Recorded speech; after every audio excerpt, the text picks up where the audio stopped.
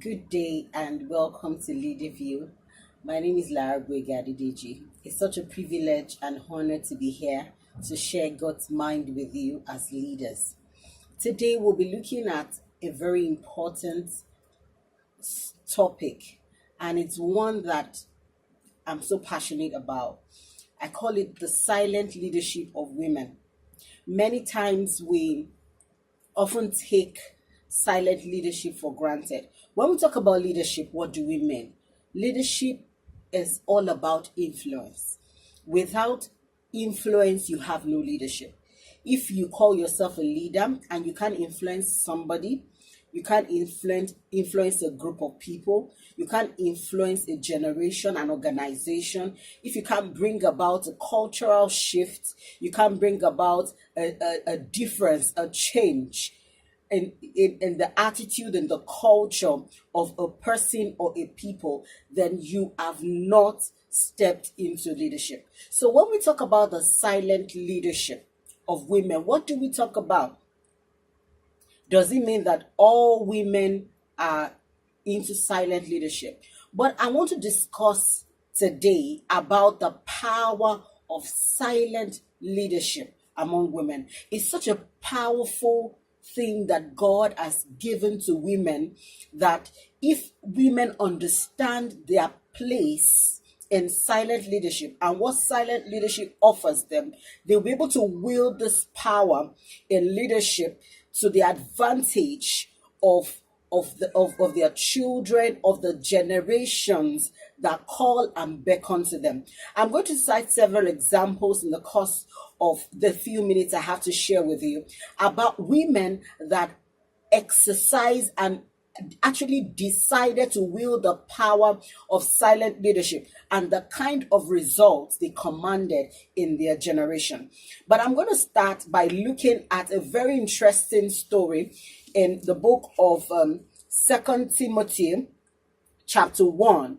And I'll read from verse 3 to 5 so that we can understand the perspective of Apostle Paul when he was referring to these powerful women. For 2 Timothy chapter 1, I'll read from verse 3 to 5.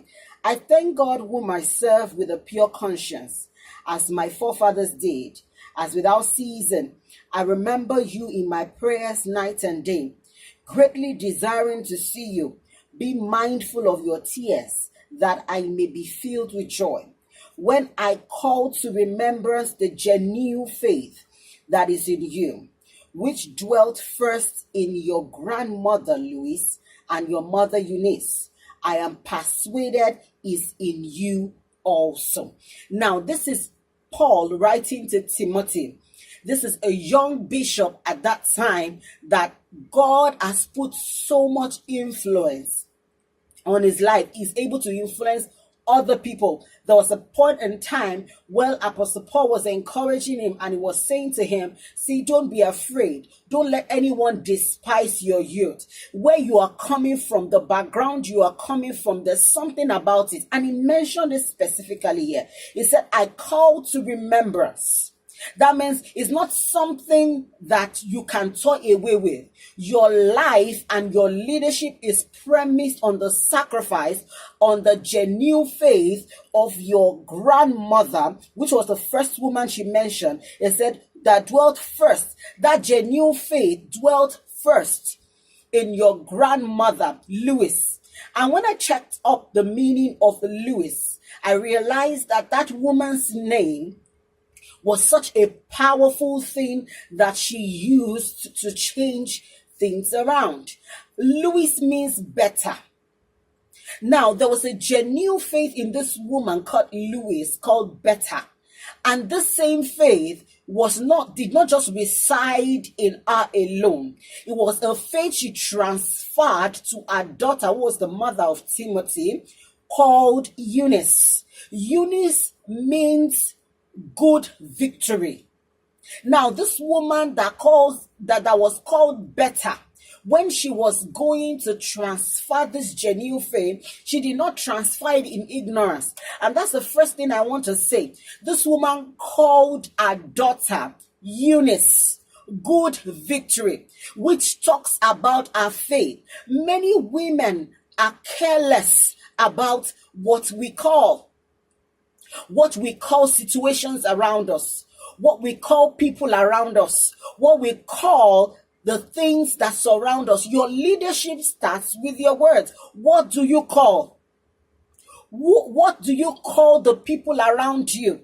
I remember the story of a woman that that gave birth to a child, and she had such great influence over that child, and she called the child Ichabod. Glory has departed. What do you think happened to Ichabod? What did you hear about Ichabod?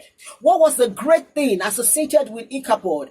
Because there was a woman that was given a position of silent leadership, and she misused and miscalled.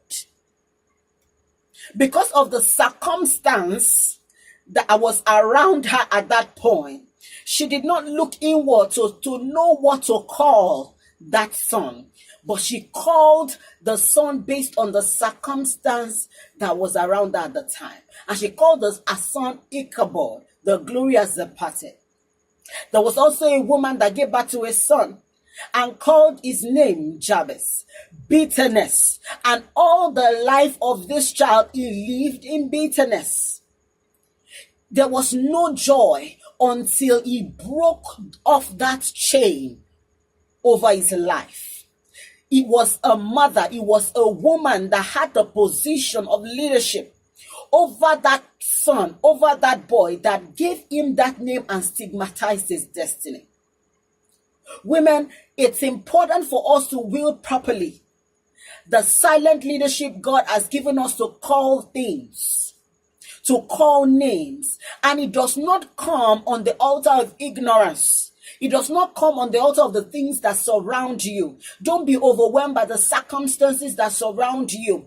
You need to understand that influence that God has given you, you cannot just use it on your own. You need Him to use it. There's a genuine faith you must exercise, you must show forth. And that was what Grandmother Lewis did. When she named her daughter, she named her Good Victory. And you will see that the same faith was passed over to Eunice, her daughter. When Eunice had a son, he called his name Timothy. What's the meaning of Timothy? Honoring God. So the woman called Beta translated her faith in Good Victory and continued in that faith and had a son that they committed the same faith to, honoring God. And what happened with the life of Timothy? Apostle Paul made us to understand here that the same faith that was in Grandmother Lewis was also in his mother, and the same faith was in him. That means these women did a fantastic job to influence the life of Timothy. Now, it looked as if they were just a leader of one.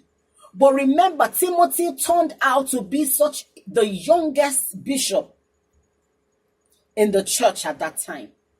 And see the number of churches, the number of people under his influence. Indirectly, these women were influencing these people. Because if they had not raised that boy, if they had not named him correctly, he